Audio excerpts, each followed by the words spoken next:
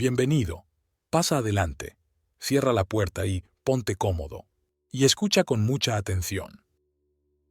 Un día, ya viejo, en una entrevista le preguntaron a Gabriel García Márquez, quien siempre se conducía con mucha naturalidad y hablaba con tanta sabiduría, cómo hacía para saber qué hacer y qué decir en cada momento.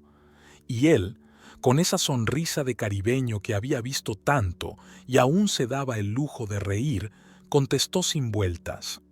Aprendí a no responder de inmediato. Espero a que el silencio hable primero. Y seguro que Gabo no lo dijo como quien suelta una teoría estudiada, ni mucho menos lo dijo como pose de artista consagrado. Lo dijo más bien como quien comparte un secreto de familia, sencillo y contundente. Esa es la psicología más simple y más revolucionaria. Aprender a dejar que el silencio tenga la primera palabra. El silencio atómico es esa brisa suave que no se oye, pero deja en el aire la certeza de estar en todo lo cierto, en todo lo vivo. Es el instante en que comprendes que ya no eres raíz insegura buscando tierra, sino fruto maduro que ofrece fragancia a quien se acerque. Es el paso de cargar la vida como peso, a dejar que la vida te cargue como naturaleza. Por eso, esta obra que hoy llega a ti no viene a darte instrucciones. No voy a decirte simplemente haz silencio, porque el silencio no se ordena, hermano de luz. El silencio es algo que se recuerda. No es una técnica complicada, es simplemente el retorno a algo que tú ya conoces, pero que olvidaste en medio del camino. Hoy venimos a recordarte que debajo de todo el ruido que nunca pediste, hay un silencio esperando, listo para volverse tu hogar, tu momento atómico, momento de expansión y luz. Capítulo 1. Intuición, el primer y único camino a la madurez. En un rincón del mundo, donde pocos miran, Mariela había aprendido que el amor no siempre es una melodía perfecta.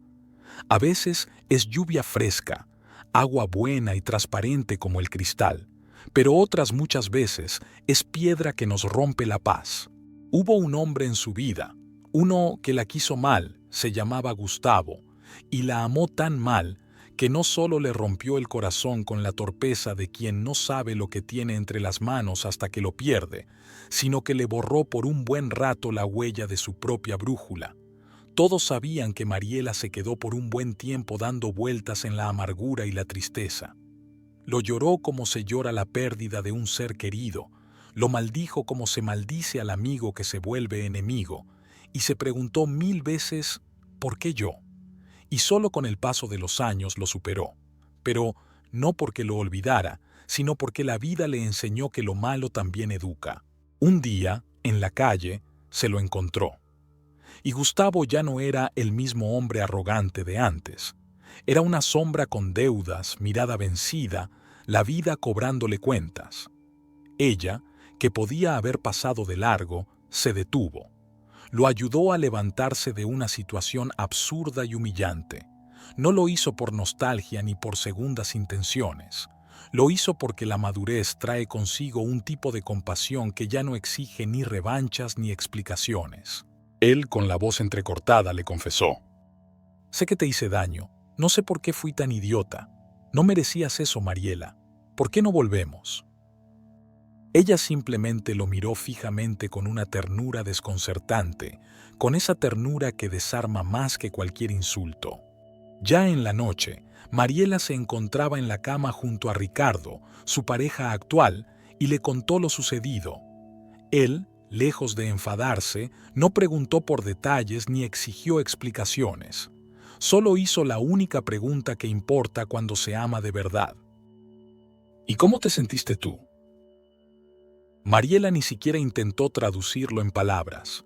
Cerró un instante los ojos, respiró hondo, y al abrirlos dejó escapar una sonrisa breve, serena, de esas que no buscan convencer, sino simplemente mostrar. Su mirada hablaba con la claridad de un manantial, no hacía falta decir nada más. Con esa expresión en silencio, con esa paz absoluta, la respuesta estaba servida. Su nueva pareja lo entendió sin necesidad de traducción. Simplemente reconoció en sus ojos lo mismo que su ex había visto, la misma transparencia que ilumina cuando alguien ya no está en guerra consigo mismo. El silencio atómico. Mariela tenía la mira puesta justo en el ahora, la confianza que tiene aquel que se quita la máscara y muestra la verdadera cara del alma, sin falsedad ni urgencia de maquillaje. La que una madre ofrece a un hijo que insiste en jugar con fuego, o la que una hermana mayor dedica al hermano atolondrado que vuelve a tropezar convencido de ser un listo. Una mirada a media sonrisa que lo decía todo sin pronunciar nada, pero que en el fondo murmuraba: «Buena suerte, amigo, ya crecí». Madurar no es solo el camino que recorre la piel, es también y, sobre todo, el viaje hacia adentro, hacia esa raíz que se fortalece en lo profundo. Madurar es recordar lo que ya sabíamos cuando llegamos al mundo, porque nacimos con la brújula intacta. Al inicio confiábamos en un presentimiento sin manuales. Nos deteníamos cuando el alma nos decía «cuidado». Avanzábamos cuando el corazón empujaba, aunque nadie más entendiera por qué. Esa era nuestra primera sabiduría, la intuición, una claridad sin pruebas, sin estadísticas, sin algoritmos, que nos decía dónde estaba la vida. Pero esa voz fue sofocada demasiado pronto. Generaciones enteras nos entrenaron a desconfiar de ella, nos repitieron como mantras vacíos: no sueñes tanto, sé prudente, cálmate, haz lo correcto, piénsalo bien, quédate quieto. Y obedecimos. Crecimos apagando, una a una, las luces interiores que distinguían la vida de la simple supervivencia. Piero había sido ingresado de urgencia en un hospital de la ciudad de Milán, en Italia, después de sufrir un infarto que lo dejó rozando la frontera del adiós. Los médicos hablaban en clave técnica, dibujando porcentajes en papeles que parecían más fríos que el acero de las camillas. La familia murmuraba entre pasillos con miedo a que cada palabra pesada pudiera quebrar su respiración. Y él, todavía con la piel marcada por las agujas y el pecho hundido en un cansancio nuevo, repetía una sola pregunta que atravesaba toda esa niebla: ¿dónde está Milo? Milo era su mejor amigo, un perro mestizo y nervudo, de mirada vivaz, orejas siempre atentas y una cola inquieta que parecía tener lenguaje propio. De esos animales que no se olvidan de una caricia, que guardan en la memoria del cuerpo cada gesto de ternura como un secreto eterno. Llevaban años compartiendo este breve paso por el planeta, y Piero lo sabía. Milo no era una mascota, era su compañero de ruta, su confidente sin palabras, su alarma silenciosa que lo devolvía a la fuente cuando el ruidoso y divertido juego de existir lo distraía demasiado. Milo era su cómplice de partida, el que se sentaba junto a la ventana como si esperara barcos, el que lo seguía sin preguntar a dónde ni por qué, el que sabía distinguir la risa auténtica del disfrazada y lo miraba fijo hasta recordarle que la vida, al fin y al cabo, era más simple de lo que su mente quería complicar. Pero el mismo día en que el corazón de Piero se quebró, Milo desapareció, como si su instinto hubiera sido arrastrado por el mismo torbellino invisible. Mientras él quedaba tendido en la sala de urgencias, entre monitores y cables, su perro se perdía en las calles, reclamando un rumbo que nadie entendía. La familia, rota entre la angustia de la UCI y el caos de buscarlo por días en el barrio, se guardaba la verdad y le escondían que Milo estaba desaparecido.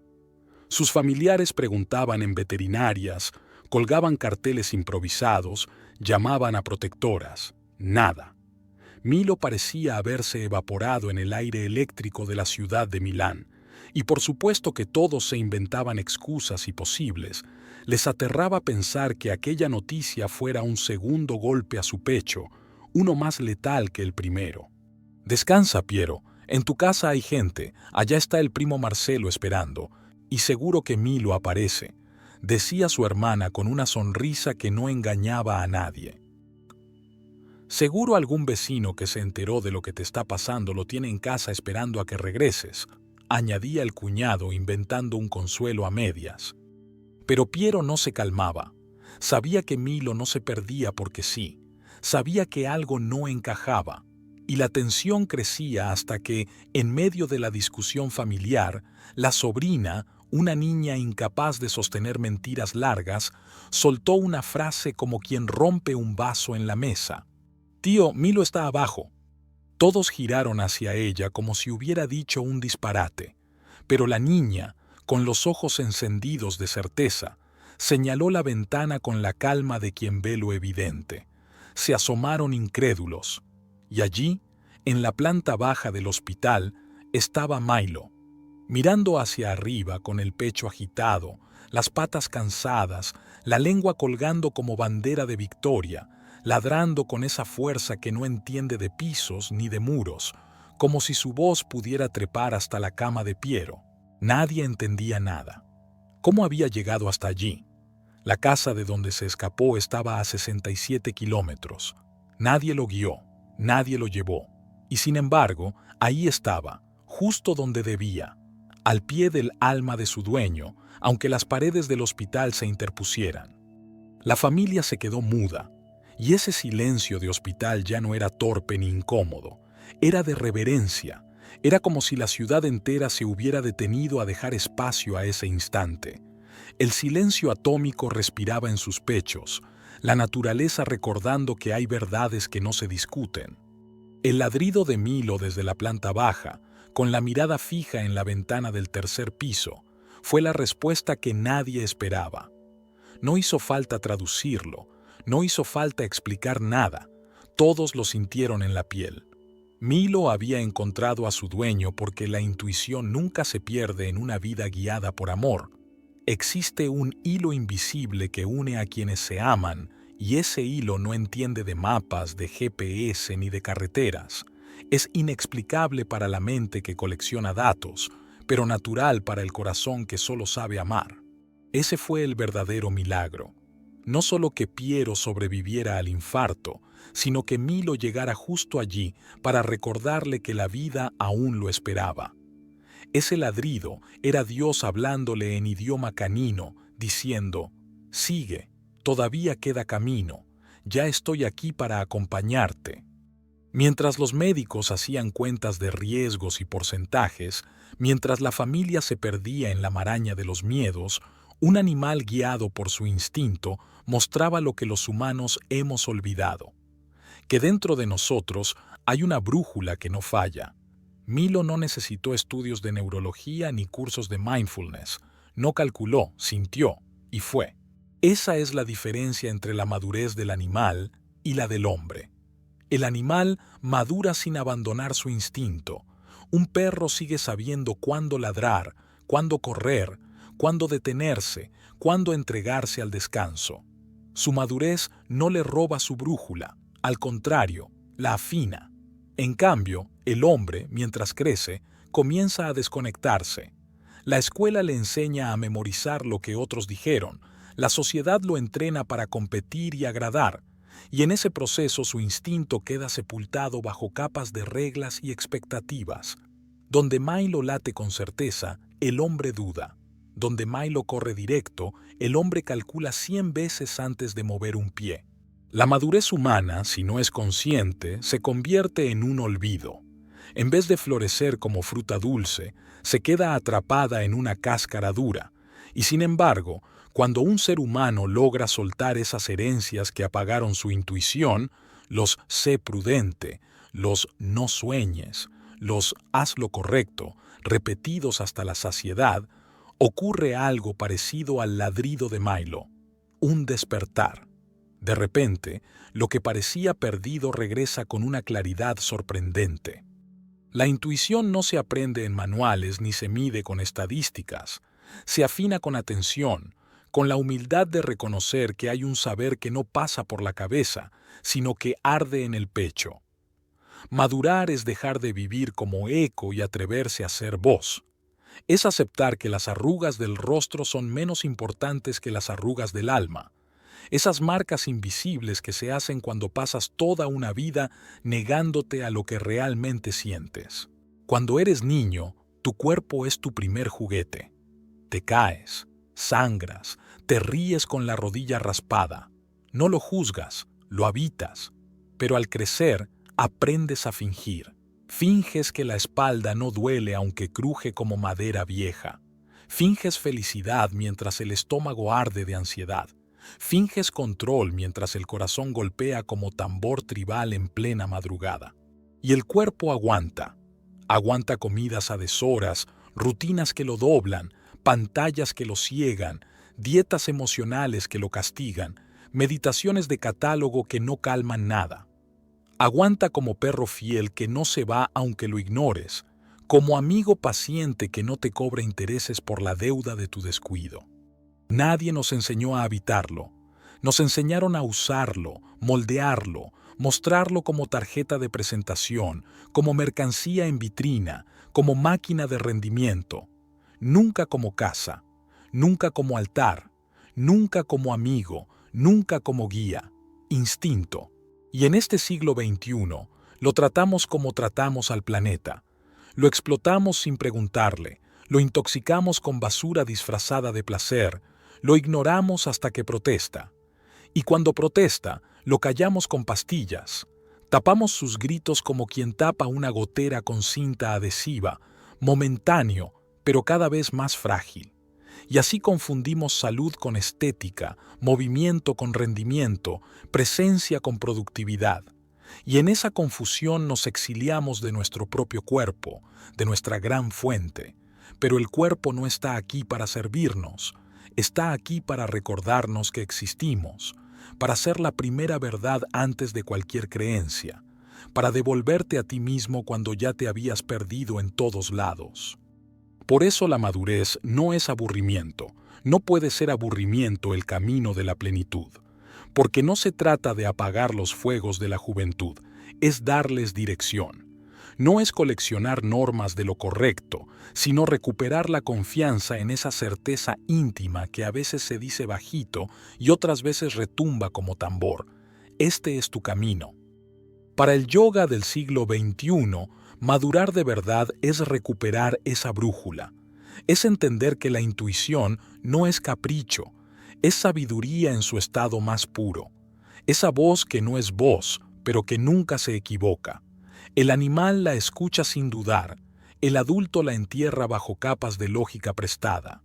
Y el sabio, el que realmente madura, es aquel que vuelve a escucharla con la calma de quien ya probó los atajos y sabe que muchas veces los atajos de la mente no sirven.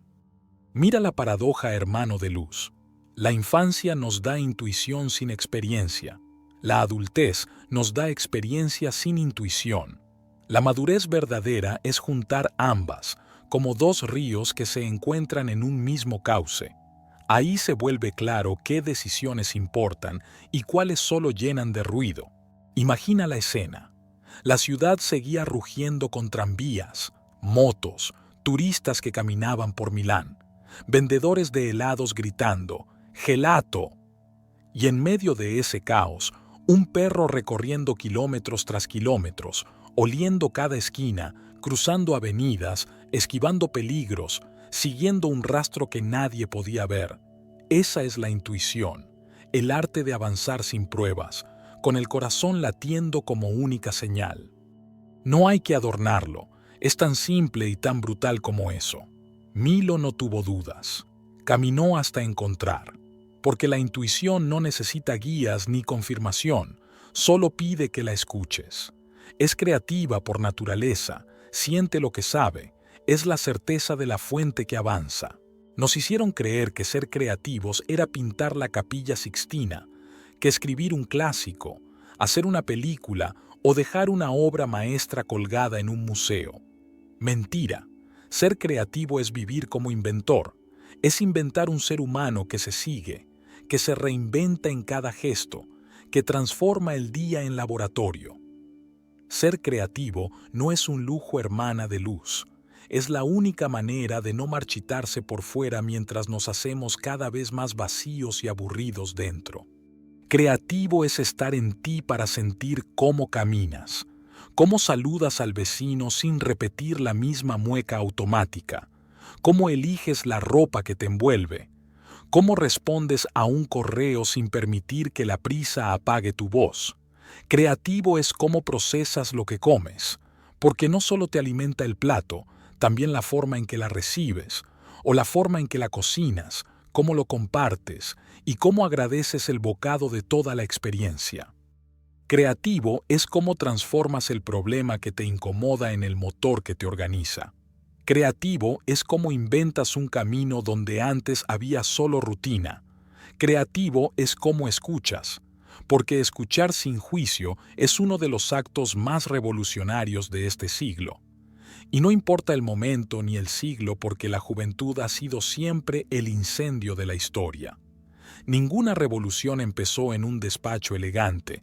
Todas nacieron en esquinas, en bares de mala fama, en mercados donde la vida no tiene maquillaje para el selfie. La juventud es rama que se dobla, mientras la vejez suele volverse tronco rígido que no quiere ceder. Por eso el mundo cambia en manos de jóvenes que aún no aprendieron a agacharse frente al miedo de no ser lo que es tan fácil ser. Y el maravilloso tango de Gardel lo confirma. La vida verdadera nunca empieza en los palacios, siempre nace en las esquinas. En sus orígenes, nadie con buen apellido lo quería cerca. Era música de arrabales, de burdeles, de calles que olían a humo y a vino barato. Se decía que era vulgar, indecente, peligroso. Pero los mismos que lo despreciaban en público, lo bailaban a escondidas en las noches de carne, sudor y fiesta. Porque el tango tenía eso que las orquestas de gala no podían brindarles. Respiraba drama, deseo, pérdida y fiesta. Para mí, el tango fue el reggaetón de su época. Míralo así, y lo verás también.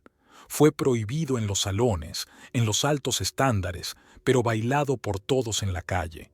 Y como toda expresión auténtica, terminó por imponerse a la hipocresía del humano. Y entonces apareció Gardel. No venía de linajes respetables ni de conservatorios intachables. Venía de donde nacen las voces que importan, del mercado. Lo llamaban el muchacho del abasto porque ahí se había criado, entre puestos de fruta madura y pescado fresco, entre regateos interminables y la picardía de los que sobreviven contando historias con la boca y con los ojos. Ahí aprendió lo que ningún manual enseña, que para tocar el corazón no basta con gala ni con técnica, hace falta decir la verdad. Gardel no era solo un cantante, era un despierto. Su voz no era instrumento, era herida. Cantaba bien, sí, pero el secreto de Gardel no estaba en su garganta. Cuando cantaba por una cabeza, no interpretaba, confesaba. Era el vértigo humano de apostarlo todo, de perderlo todo, y aún así seguir amando. Cada verso era una daga envuelta en caricia, un espejo que no maquillaba nada. Mostraba la fragilidad de estar vivos y, a la vez, el coraje de seguir encendidos. Muchos cantaban igual de bien, y seguro que hasta mejor. La historia está llena de voces afinadas que deslumbraron por un tiempo, pero luego se apagaron como bengalas en la noche. Pero observa lo que te digo, ve a los bulevares concurridos del mundo y verás que Gardel jamás se apagó, porque su secreto no era su voz, era su átomo interno. Ese átomo que no se estudia en conservatorios, que no se entrena en técnicas vocales. Es alma en estado puro, la brújula interna que lo guiaba hacia donde sucedía la vida. Ahí donde otros solo veían ruido, él veía poesía. Ahí donde otros buscaban espectáculo, él encontraba verdad. El tango fue su yoga, su disciplina, su silencio atómico hecho melodía. No era evasión, era terapia colectiva. Era la prueba de que la vida, incluso rota, puede bailarse. Por eso Gardel no pasó a la historia como un intérprete, sino como un creador. Porque el creador no se conforma con repetir sonidos. Inventa un mundo donde otros descubren que también están vivos, y la juventud siempre prende la chispa. El viejo suele pensar que la rigidez es seguridad, pero en realidad es fósil. Muerte lenta, pérdida del instinto animal. Mira a Ozzy Osbourne arrancando cabezas de murciélago en el escenario. Grotesco, sí, pero detrás de esa locura hay sin duda una metáfora brutal. Prefería ser ridículo antes que ser mueble de alguien o de algo. Piénsalo, hermano, ¿por qué hay chicos de 20 años que ya caminan como jubilados emocionales? Con la mirada apagada, como si hubieran hipotecado el alma en cuotas que ni siquiera son capaces de asumir. Y, al mismo tiempo, viejos de 80 que todavía arden como bengalas, que se lanzan al mar aunque el cuerpo proteste, porque entendieron la única verdad que cuenta. La vejez empieza el día que dejamos de jugar. Se nos olvida jugar hermana de luz, mi buen amigo de fuego, y cuando olvidamos el juego, muchas veces nos enteramos de que se terminó cuando ya es tarde. Vemos con tristeza la verdad, que la vida no era una carga, era un juego, uno brutal y divertido. El tablero ya estaba hecho para nosotros. El cielo, los mares, las montañas, los animales, el misterio. Pero como nos lo dieron en herencia, lo subestimamos y preferimos obsesionarnos con la copia virtual, con ese espejo que nos da la ilusión de control. Hoy, la realidad virtual nos muestra cómo somos, todos lanzando anzuelos en un río de dinero, compitiendo por migajas de atención. Y lo olvidamos. Lo real siempre será más creativo. Un atardecer jamás se podrá programar. Un abrazo no puede descargarse. El temblor de la piel no tiene algoritmo. Antes, para ir de una ciudad a otra, había que pasar 2 o 3 días a caballo. Y eso no fue hace milenios, fue apenas un puñado de años. ¿Qué es un puñado de años para un planeta que lleva millones ardiendo? Nada. Y sin embargo, esa nada cambió nuestra percepción del todo. La mente humana se compara para sentirse grande, pero basta un movimiento para ponerla en su lugar. Te paras frente a un edificio y dices, ¡qué grande! Pero comparado con la montaña, el edificio es un juguete, y comparada con el mar, la montaña es apenas un pliegue, y comparado con el universo, el mar es un suspiro. Así estamos, mosquitos vibrando en el aire, esquivando manotazos, buscando una gota de sangre que nos recuerde el placer. El placer es la sangre de la mente, esa chispa que nos recuerda que todavía estamos vivos. No es lujo, no es capricho, es instinto, pero cuando dejamos que se vuelva tirano, el placer se convierte en cadena. La gula no es solo exceso de comida, es exceso de vacío. Es esa nevera abierta a las 3 de la mañana cuando lo único que buscas no es pan, es compañía. No masticas por hambre, masticas para callar un silencio que grita. Comes para apagar la ansiedad, para llenar la ausencia, para disfrazar la herida. Pero lo único que alimentas es al fastidio de la mente, esa bestia que nunca queda satisfecha. Orson Welles lo sabía, aunque nunca lo confesara de frente. Fue un genio que hizo temblar a Hollywood con Citizen Kane, y que después de ese golpe nunca volvió a sentirse igual de vivo. Comía como quien busca en cada bocado la grandeza que ya no encuentra en el espejo. Engordó hasta convertirse en una sombra de su propio mito. Se justificaba con frases de genio maldito, como si el talento viniera siempre acompañado de una condena. Pero lo que devoraba no era comida, era vacío, era silencio mal resuelto. Woody Allen, con su ironía ácida, lo dijo desde otro ángulo. Lo más peligroso del amor no son las discusiones ni los celos, sino cenar juntos todos los días. Detrás del chiste está la radiografía. Comer puede ser ritual de vida o ceremonia de entierro. Puede ser celebración de estar vivos o repetición mecánica de un tedio compartido. La lujuria no es solo sexo, es la confusión entre contacto y encuentro.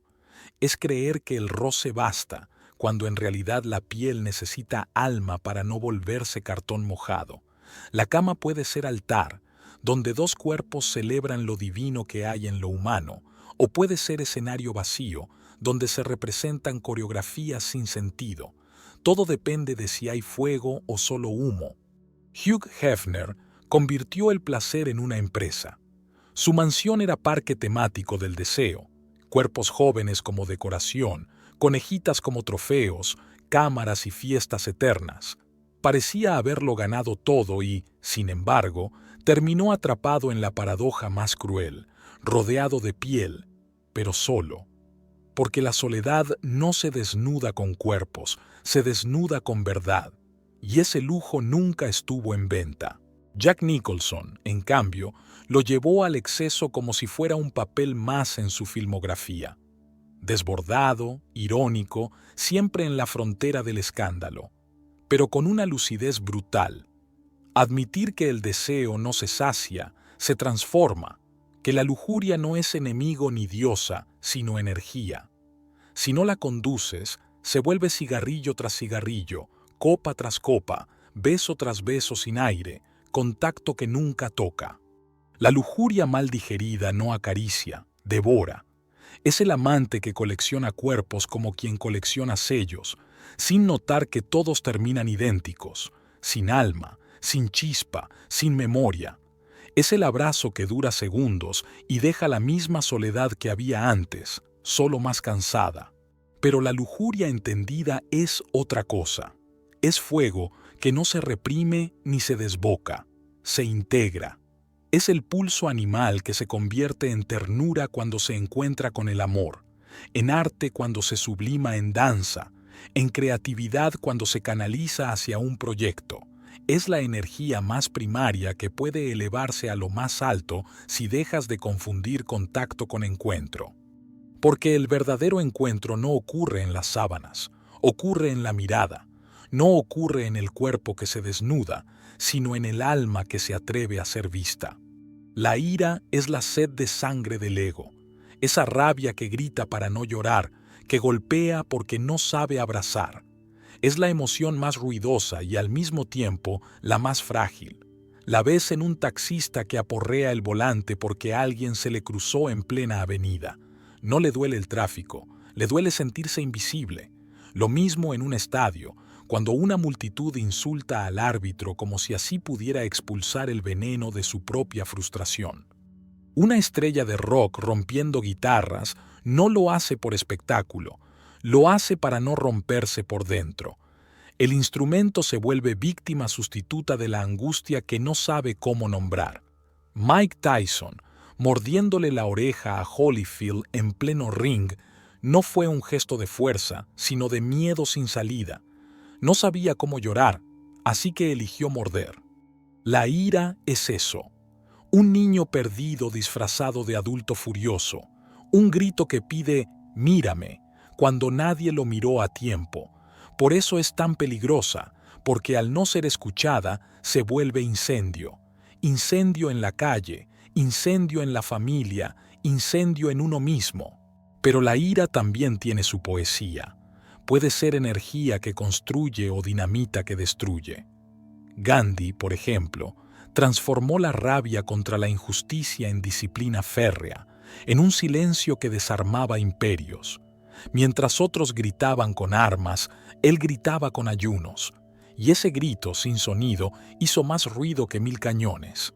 El problema no es la ira, es dejar que el ego la secuestre, porque cuando el ego conduce, la ira se vuelve venganza, pero cuando la conciencia conduce, la ira se vuelve motor. No es casualidad que muchos artistas creen sus obras más potentes después de una ruptura, un rechazo, una traición. La ira puede arrasar con todo, pero también puede alumbrar la chispa que nos obliga a transformar el dolor en creación. La envidia es el cáncer de la mirada. Te roba la capacidad de ver lo tuyo porque estás hipnotizado con lo ajeno. Es ese virus que convierte cualquier logro del otro en tu derrota personal. El vecino cambia de coche y ya no ves un vehículo, ves un espejo que te recuerda lo que no tienes. La vecina observa por la ventana, no porque le importe el modelo, sino porque siente que su vida se achica con cada rugido del motor del otro. Caín miró a Abel desde el origen del tiempo con esa misma punzada en el pecho, no porque le faltara, sino porque no soportaba que su hermano brillara. La envidia siempre funciona así. no necesita hambre real, se alimenta de comparación. Groucho Marx, con su ironía ácida, lo retrató de forma inmortal. La felicidad está hecha de pequeñas cosas. Una pequeña mansión, un pequeño yate, una pequeña fortuna. El chiste suena ligero, pero detrás arde la verdad. La envidia convierte lo simple en deuda. Hace que el pan caliente en tu mesa no valga nada porque viste la foto del banquete ajeno. La envidia es un pecado cobarde. No crea, solo roba. Y no roba cosas, roba paz. Es el veneno más democrático, porque no importa cuánto tengas, siempre habrá alguien con más, y ahí la mente, como buitre, encuentra carroña. Por eso incluso millonarios mueren envenenados de envidia, porque siempre hay un vecino con un yate más largo. Pero también tiene un giro curioso. La envidia mal digerida destruye, bien mirada, inspira. Puede ser brújula si aprendes a usarla. Aquello que envidias es, en el fondo, lo que tu alma te pide crear, no en la forma ajena, sino en la tuya. Si envidias el talento de un músico, tal vez lo que falta no es su guitarra, sino tu disciplina. Si envidias el viaje de otro, tal vez lo que falta no es su pasaporte, sino tu valentía para moverte. La avaricia es miedo disfrazado de riqueza. Es ese cajón lleno de billetes que jamás se gastan, como Scrooge en Dickens, abrazado a sus monedas mientras se muere de frío. Es acumular zapatos que nunca pisan calle, casas que nunca se habitan, títulos que jamás se leen. Es la ilusión de que más cosas significan más vida, cuando en realidad la avaricia es pobreza con etiqueta de lujo. La riqueza verdadera no está en lo que guardas, sino en lo que dejas circular. El agua que no fluye se pudre, y el dinero que no se mueve se convierte en cárcel. La pereza no es descanso, es rendición. Descansar es volver a cargar el alma. La pereza es rendirse antes de entrar al partido.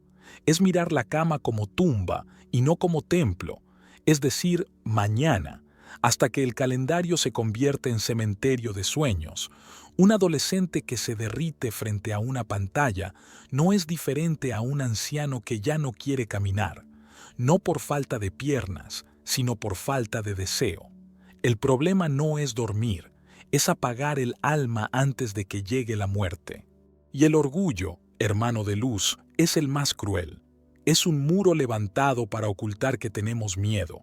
Se ve en políticos que jamás piden perdón aunque se hundan en el error, en parejas que prefieren romper antes que admitir una culpa, en profesionales que se disfrazan de éxitos impecables mientras su vida interior sangra. El orgullo es el disfraz más caro y más inútil. Reluce en el escaparate, pero por dentro se marchita. Es la cárcel del ego, donde se vive acompañado de trofeos, pero sin nadie que abrace. Tal vez por eso, en la cultura pop, los pecados capitales nos obsesionan tanto. La película Seven los convirtió en espejo brutal de la oscuridad humana.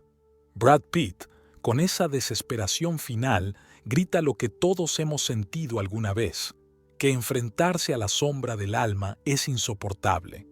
Los pecados ya no eran sermón de iglesia, eran cadáveres de la vida moderna, pruebas de que el mal no está afuera, sino en lo que cada uno alimenta. El cine solo mostró lo que ya intuimos. Los pecados capitales no son dogma, son radiografía. Cada uno de nosotros los ha probado, con mayor o menor dosis. La gula, la lujuria, la ira, la envidia, la avaricia, la pereza, el orgullo. Todos son disfraces de lo mismo, la dificultad de mirarnos sin miedo. Y sin embargo, ahí está la salida. Cuando los reconoces, pierden poder. Lo que destruye en secreto puede salvar cuando se vuelve consciente.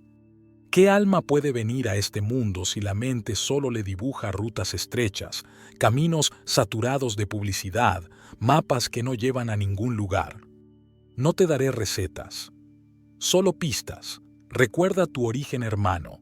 Recuerda que la vida es un juego, no el de la pantalla, no el de las cuotas, no el del éxito fabricado, y verás que, cuando te pongas frente al espejo, algo en ti viajará en el tiempo. No sabrás si eres tú de niño mirándote o tú de viejo agradeciendo. El silencio te devolverá una sonrisa, y esa sonrisa, aunque breve, será suficiente para volver a amar la vida. Atómica. En un rincón de Santiago de Chile, con las montañas vigilando como murallas verdes, un padre observa a su hijo con los ojos húmedos y el rostro encendido de rabia. Venían de discutir, nada extraordinario, las mismas frases repetidas, el choque de siempre entre generaciones, el ruido de dos mundos que nunca parecen hablar el mismo idioma, gritos, reproches, silencios heridos, la vieja coreografía de tantas familias. Esta vez, sin embargo, algo distinto ocurrió. El padre sintió el impulso de siempre, alzar la voz, dejar caer la experiencia como martillo, repetir el guión heredado de su propio padre, que a su vez lo heredó del suyo. Esa cadena de durezas que viaja de abuelos a nietos como una maldición invisible, pero que pesa una tonelada en toda conciencia humana. La frase que estaba a punto de soltar habría cerrado la puerta entre ellos. Otra vez. Pero justo antes de escupirla, algo se quebró por dentro. Se hizo silencio. No un silencio cómodo, un silencio denso, atómico, como si el aire se detuviera a recordarle que aún estaba a tiempo de elegir otro camino. Respiró. No fue un respiro cualquiera, fue un retorno. De pronto recordó cómo, de niño en Cali, Colombia, había deseado que alguien lo escuchara en lugar de juzgarlo, que alguien lo abrazara en vez de señalarlo. Recordó su propia adolescencia, esas noches en que cerraba la puerta de su cuarto esperando que alguien tocara no para regañarlo, sino para preguntarle si estaba bien. Y ahí comprendió. Este muchacho que me enfrenta no es mi enemigo, es el amor de mi vida encarnado en una fragilidad que es normal. La intuición que nace del silencio le susurró: háblale como te hubiera gustado que te hablaran a ti. Entonces la voz le salió distinta. No había reproche, había paciencia, no había condena, había ternura. El hijo lo miró sorprendido, con los ojos grandes, como si no reconociera a ese hombre que hasta ayer respondía con dureza. Y en ese cruce ocurrió lo irreparable. La herencia de la amargura por fin se rompió. Ese pacto silencioso: no voy a ser verdugo de tu vulnerabilidad, voy a ser tu refugio, es lo que significa ser humano en su máxima expresión.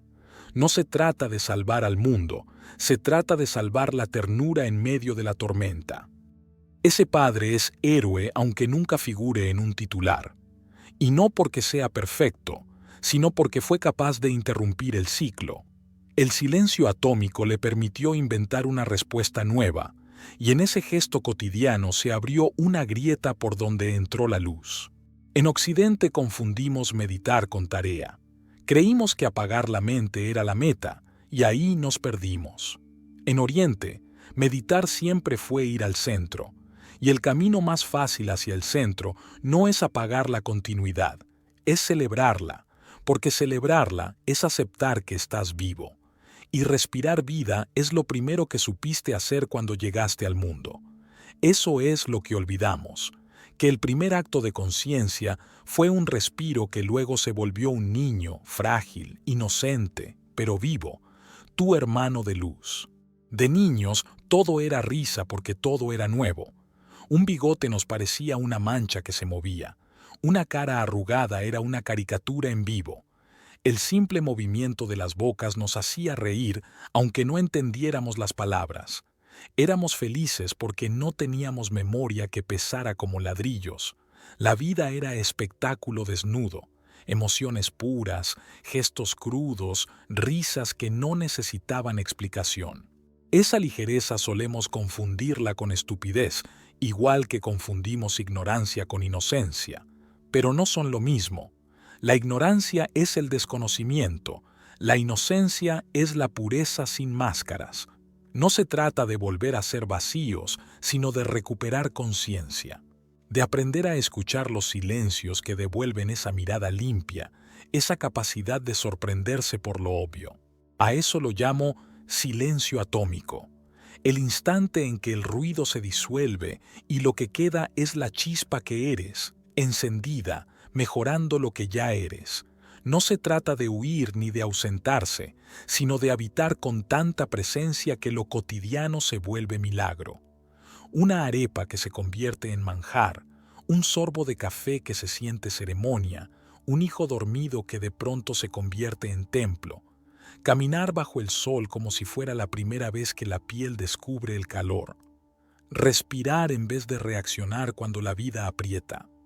El otro día escuché a Antonio Banderas en una entrevista contar cómo su corazón se detuvo.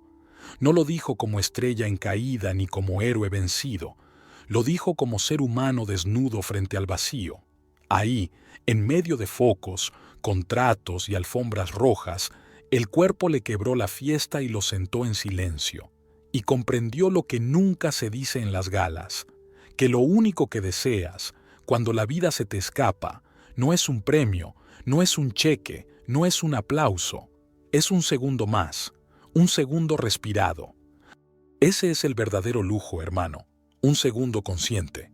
Este gran actor cuenta en televisión para que todos lo sepamos, que cuando volvió, volvió distinto, no con la soberbia de quien se cree eterno, sino con la humildad del que atesora la vida y su fuego. Dijo, hay que aprender a deshacerse de ciertas cosas. Esa frase, que parece sencilla, es la llave para abrir esta puerta, porque ahí está todo, soltar lo que pesa para que entre el aire. Detente un momento, hermano, y míralo así. Toda la vida puede reducirse a ese instante en que buscas un segundo más. Todo lo que acumulas se desvanece, todo lo que aparentas se vuelve humo, y lo único que queda es el pulso. ¿Qué hacemos con esa verdad? ¿Seguiremos corriendo detrás de espejismos o nos atreveremos a habitar el segundo que tenemos ahora? Ese segundo, aunque a veces venga a golpes, es lo que aquí llamamos silencio atómico. No es ausencia de ruido, es la suspensión de la prisa. Es el instante en que la mente deja de oscilar como un péndulo y por fin se queda en el centro. La mente se mueve entre extremos, queja y deseo, hambre y culpa, ganas y sueño. El secreto no es alimentar un lado contra el otro, es detener el péndulo en la mitad. Y ese punto medio no es vacío, es plenitud. Lo que Banderas descubrió en la carne, nosotros podemos ensayar en la respiración. El amor mismo es lo que late en el movimiento y se concentra en ese centro invisible que sostiene la vida. El amor de metáforas adornadas con lunas y estrellas ya quedó viejo. Funcionó en otro tiempo, pero hoy no basta. Hoy, cuando todo se desborda y se agrieta, el amor necesita decirse sin maquillaje. Por eso los poetas contemporáneos lo nombran desnudo. Elvira Sastre lo escribe como cicatriz, Daniel Javif lo grita como desgarro, Lalo Yaja lo canta con ternura brutal. No buscan adornar, buscan mostrar la herida y el bálsamo en la misma línea. El amor es carne y espíritu entrelazados, dolor y ternura en un mismo gesto, beso y mordida en la misma boca. Y lo que ellos llaman con sus palabras no es distinto a lo que los sabios orientales nombraron hace siglos, yin y yang, el equilibrio eterno que no está en templos ni símbolos, sino en la experiencia de cada día. Porque ser humano es ser mezcla. Somos la carne que desea y el espíritu que observa. Somos el día que corre para producir y la noche que sueña lo imposible. Somos la prisa absurda de las notificaciones y el silencio que todavía se cuela cuando apagamos la luz. El yoga del siglo XXI no consiste en huir del mundo ni en retirarse a cuevas para buscar pureza. Consiste en habitar la dualidad sin romperse. En sostener al mismo tiempo la discusión con tu pareja y la ternura con tu hijo, la ambición que te empuja a crecer y la calma que te recuerda que ya tienes lo necesario. El yin y el yang dejaron de ser símbolos grabados en pergaminos. Hoy están en las calles, en los dormitorios, en las oficinas, en los bares. Integrar no es elegir entre uno u otro, es abrazar el todo. Es aceptar que el amor no es perfección ni cuento de hadas, sino el equilibrio frágil y feroz que nos mantiene humanos. Banderas lo entendió en su propia balada con el pistolero después de que su propio cuerpo se escondió y salió de pronto la sombra para darle un buen susto, pero nosotros, si de verdad usamos la mente como se debe, podemos entenderlo ahora, antes de que el cuerpo nos lo grite y la sabiduría ya no venga de otra boca, porque la vida no avisa. Un día caminas y al siguiente te tiembla todo, y no hace falta esperar a ese precipicio para aprender. Podemos ensayar el amor hoy. Podemos ensayar el silencio hoy. La vida es prestada, hermano de luz. Nosotros no manipulamos la vida, manipulamos la materia. Y eso es lo que nos confunde. Creemos que porque podemos cambiar la forma de las cosas, también controlamos su esencia. Pero la vida no la controlas. La vida la habitas. Somos parte de su creación, no sus dueños. Mira a los animales. Cuando un perro se enferma, se aparta, no come, espera. Su cuerpo le dicta silencio. Nosotros, en cambio, ignoramos la intuición. Nos sentimos mal y aún así comemos porque alguien dijo que hay que alimentarse. Nuestra memoria nos traiciona. Repetimos lo aprendido aunque vaya en contra de la voz del cuerpo. En el siglo pasado la gente moría sobre todo de desnutrición. Hoy mueren más por ansiedad y por exceso. Eso nos dice mucho. El mundo cambió. Hoy experimentamos abundancia de alimento y de información, pero carecemos de equilibrio en el alma. El desafío del siglo no es llenar estómagos, es cuidar la piel y el espíritu. El hambre de hoy es hambre de sentido. Yo lo descubrí una vez en un reencuentro inesperado. Estaba en un ferry en Venezuela, cruzando de Margarita a Puerto La Cruz. 4 horas de mar en la calma de la noche, con el sonido del motor marcando un compás lento y la brisa salada entrando como un recuerdo. De pronto lo vi, un amigo de la infancia. Habíamos corrido juntos en el kindergarten, habíamos compartido meriendas, juegos y risas que parecían no acabarse nunca. Pero ahora, frente a mí, era otro.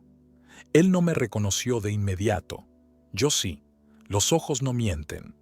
Nos sentamos en la cubierta y dejamos que la brisa de la noche abrazara las palabras. Me habló de su vida, una carrera estable, una familia, una lista de logros tan larga que parecía recitada de memoria. Todo sonaba perfecto. Pero mientras lo escuchaba, yo no miraba sus palabras, miraba sus ojos. Y en ellos no veía al hombre de los títulos, veía al niño con el que había corrido en la infancia. Lo interrumpí sin pensarlo. ¿Y por qué ya no ríes como antes? Se rió. Pero la risa fue breve, apenas un eco, y pronto se apagó. Entonces bajó la mirada y me habló de su esposa, de la rutina, de un cansancio profundo que ningún logro parecía curar. Y ahí, sin pensarlo demasiado, me salió lo que el corazón dictaba. Hermano, hazte un mapa de alegría. No un plan de negocios, no una lista de pendientes. Un mapa de alegría. Un mapa que te recuerde qué cosas encienden tu fuego, qué gestos te devuelven el silencio atómico. Hazlo como cuando éramos niños y dibujábamos tesoros en hojas arrugadas. Marca tus rincones de alegría, ponles nombre, escríbelos para que no se te olviden. Se quedó callado. Y yo seguí, como si las palabras no fueran mías sino del mar que nos acompañaba. El verdadero éxito no es sostener la rutina ni coleccionar medallas. El verdadero éxito es aprender a sostener la alegría en medio de la tormenta, hermano. Que la risa no se te muera en la garganta, aunque la vida te canse. Que te conviertas en héroe de tu propio corazón, el que protege la ternura en un mundo que quiere endurecerte. Que apuestes por el amor aunque hayas perdido antes. Que cuides tu viaje aunque te duela. Que entiendas que ser adulto no es resignarse, es seguir creciendo hasta el final. Lo vi tragar saliva, y entonces pasó algo extraño. No me respondió con argumentos, como hacen todos, me respondió con silencio. Un silencio que no era vacío, era un silencio atómico, ese que limpia, ese que acomoda, ese que hace espacio para que algo nuevo entre. y por un par de minutos se quedó en un suspiro mirando desde la cubierta a las luces que anunciaba a lo lejos el puerto que poco a poco acercaba la noche, tiritando sobre el inmenso mar. Un héroe no es quien domina al mundo, es quien logra escucharse en medio del mundo. El verdadero coraje no está en levantar espadas ni en firmar tratados, sino en poder sentarte contigo mismo y no salir corriendo. Ese es el triunfo que no aparece en titulares. Aceptar tu propia voz sin máscaras, sin excusas, sin miedo a descubrir que debajo de todas las capas todavía eres ese niño que reía sin razón. Madurar no es dejar de ser niño, es aprender a reír de nuevo con la conciencia de lo que cuesta hacerlo. Es equivocarte y no quedarte ahí, porque sabes que puedes acudir a tu intuición como quien llama a un viejo amigo. Y esa intuición no se encuentra en la prisa, se encuentra en el silencio atómico. Ese espacio donde la mente se detiene y el corazón habla. La mente, ya lo sabemos, juega con nosotros como un control remoto. Puede adelantar escenas como En Click, la película de Adam Sandler. Puede pausar un recuerdo incómodo, repetir una discusión 1000 veces, congelarte en el miedo o adelantarte a un futuro que aún no llega. Pero el corazón no tiene control remoto. El corazón siempre late en presente. No sabe de pausa ni de repetición, solo sabe de ahora. Ese presente constante es el verdadero mapa de la alegría. No el GPS que nos venden con rutas preprogramadas, sino un mapa vivo que se dibuja a cada paso. Quien se ama a sí mismo lo descubre. El silencio es el único lugar donde de verdad uno se ama, porque en el ruido buscas validación, pero en el silencio reconoces tu raíz. Una vez un niño, aburrido en clase, garabateaba en su cuaderno mientras la maestra repetía fórmulas. Entre números y letras apareció un dibujo extraño, un avión con alas curvas, un pájaro metálico que parecía imposible. Lo olvidó. Pasaron los años. Ese niño creció y se convirtió en ingeniero.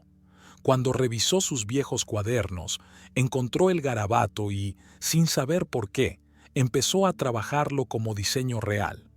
Décadas después, el mundo volaba en naves inspiradas en aquella intuición infantil.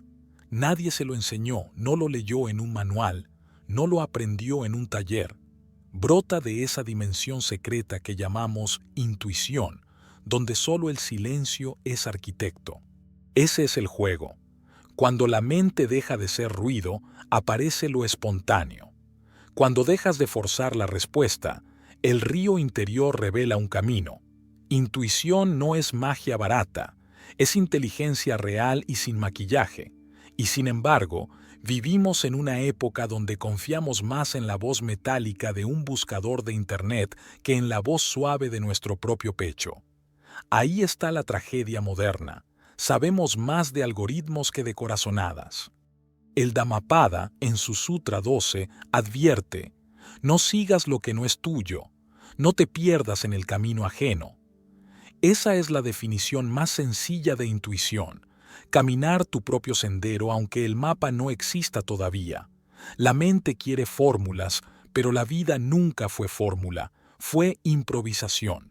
Y los que se atrevieron a confiar en esa improvisación cambiaron el mundo. Mozart decía que la música no estaba en las notas, sino en el silencio que las separa.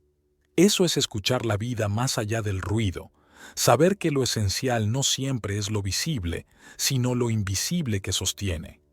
Edison veía máquinas completas en su mente antes de ensamblar una sola pieza, como si la energía del futuro ya hubiera pasado a visitarlo. Y Alejandra Pizarnik, con su herida convertida en poesía, nos dejó esa frase que duele y alumbra: Señor, la jaula se ha vuelto pájaro. ¿Qué quiso decir? Que incluso lo que encierra, lo que asfixia, puede volverse libertad si lo atraviesas con conciencia. La jaula es el dolor, la represión, la sombra. El pájaro es la transformación, la ligereza que nace cuando aceptas que la herida también te canta. Pizarnik no dijo que el pájaro salió de la jaula. Dijo que la jaula misma se convirtió en pájaro, que lo oscuro, lo duro, lo insoportable, se transfiguró en vuelo. Seguro que ninguno de ellos se basaba solo en fórmulas que usaban para crear el poder interno de la intuición. Esa inteligencia que no se aprende en manuales, que no tiene título académico, pero que guía a quienes saben escuchar el silencio entre las cosas. Pero aquí, la pregunta incómoda: ¿qué hemos hecho con nuestra intuición en el siglo XXI? La hemos delegado. En lugar de escuchar el estómago que dice «no vayas», escuchamos la estadística de la app. En vez de atender el escalofrío que avisa «aquí no es», miramos el rating de estrellas. Y así vamos, domesticando nuestra brújula natural, creyendo que vivir de segunda mano es más seguro que arriesgarse a confiar en el susurro interior. El silencio atómico, cuando se enciende, no solo calma, activa esa brújula. Es como si todo el ruido mental, miedos, comparaciones, juicios, se apartara un instante y quedara expuesta la aguja del compás. Esa aguja es tu intuición, tu genio, tu creatividad viva. Y aquí lo mágico: está disponible para todos, no solo para artistas o santos. Imagina a un boxeador en pleno combate. Ha estudiado 1000 técnicas, ha entrenado miles de horas, pero llega un instante en que ya no piensa, no calcula, no recuerda combinaciones. Sus músculos responden antes que la mente formule. Ese segundo es intuición pura. El cuerpo sabe, el silencio actúa, y en ese estado, la vida se vuelve arte marcial, poesía en movimiento. Tú llegaste al mundo y en los primeros años te contaron la idea de un Dios, invisible, inacible, pero evidente como las ondas que viajan por el aire. Tú no ves las ondas del wifi, y sin embargo mi voz te llega. No ves la señal y, sin embargo, te emocionas con una imagen enviada desde el otro lado del mundo. La información invisible mueve tus sentidos, despierta lágrimas, provoca risas. ¿Por qué ahora que has crecido no puedes pensar que existe una información mayor, infinita, que llamamos Dios? No lo vemos, pero lo sentimos. Igual que no vemos las ondas, pero nos atraviesan. Un Dios como energía creadora que late en todo, invisible a los ojos, pero visible al corazón. El amor de Dios, si quieres llamarlo así, porque también, si prefieres, puedes llamarlo como lo han llamado muchos de nuestros antepasados, la bendición del Padre Sol, de la energía eterna, del universo, de la naturaleza. Tú puedes llamarlo como quieras, porque es real, fuego que no es distinto al fuego que arde en la chimenea que enciende tu instinto, a la vela que se consume en la respiración de tu pecho cuando el sol, el universo, la energía de Dios te ilumina. Luz que también es llama que se gasta contigo. Tu vida es esa candela que día tras día se va consumiendo. Lo recuerdas cuando soplas velas en un cumpleaños, pero olvidas que a cada amanecer también cumples días, que cada jornada es una resta en el calendario y a la vez una suma en tu fuego interior.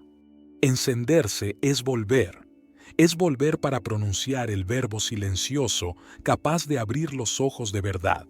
Y la verdad es que encender ese verbo, aunque sea de vez en cuando, es fácil. Cualquiera puede tener un arranque de inspiración un lunes por la mañana. Basta una charla que te sacuda, un café cargado, una canción vieja que de pronto te roza la memoria como un perfume que te lleva a otra época.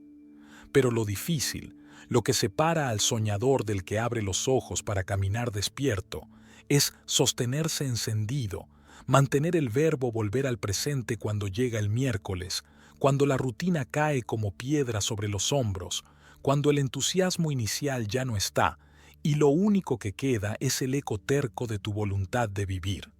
Todos queremos sentido, hermano de luz, pero tú sabes que casi nadie quiere crear. Esperamos que algo externo nos prenda fuego, como si el sol pudiera delegar su tarea, pero nadie puede vivir tu luz por ti. Si no enciendes, el tiempo lo hará por ti. Te consumirá con la misma indiferencia con que ilumina a los que sí se atrevieron. El tiempo es así de justo y de cruel. Avanza con todos, solo florece con quienes responden, y el cuerpo no miente.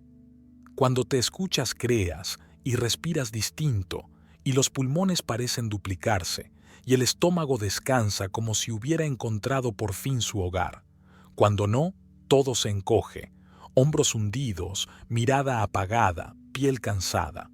El cuerpo es termómetro del fuego, así como el camino es el reflejo de la intuición. No hacen falta gurús ni manuales.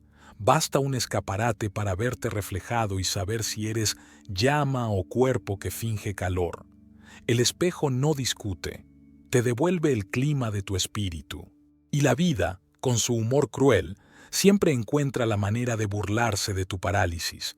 Justo cuando te sientes diminuto, un rayo atraviesa la ventana y te deja ciego un segundo, como gritándote, despierta, aún estás aquí. Intuye como el sol no sermonea, da bofetadas de luz, te deja la marca blanca de la realidad en mitad de la frente y sigue su camino, como diciendo, yo ya hice mi parte, solo sigue tu instinto. Si quieres encender el mundo, entonces ya no busques más fórmulas secretas ni estrategias complicadas, que no hace falta más manual que tú, hermano de luz. Lo único que de verdad ilumina es la simple coherencia. Sencillamente, haz que lo que piensas, lo que sientes y lo que haces sean un mismo fuego, porque eso es madurar, dejar de vivir a trozos y empezar a arder entero.